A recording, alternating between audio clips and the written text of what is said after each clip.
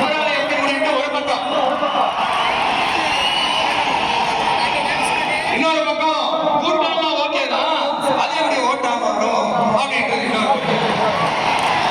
இப்படி கலை, திரைக்கதை, வசனம், இயக்கம், பாடல்கள்,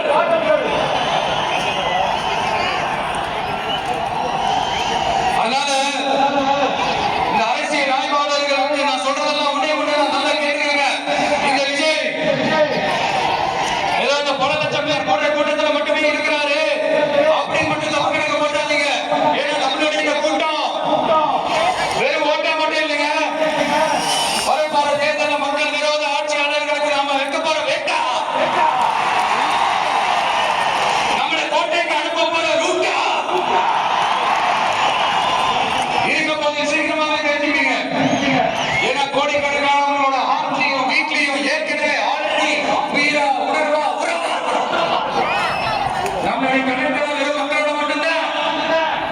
நாம யாரு அவங்களுக்கு தெரியும், அவங்க யாரு நமக்கு தெரியும். நாம நம்ம மக்கள் எப்படி இருக்கிறவங்க எதிரிகளுக்கு நல்லாவே தெரியும்.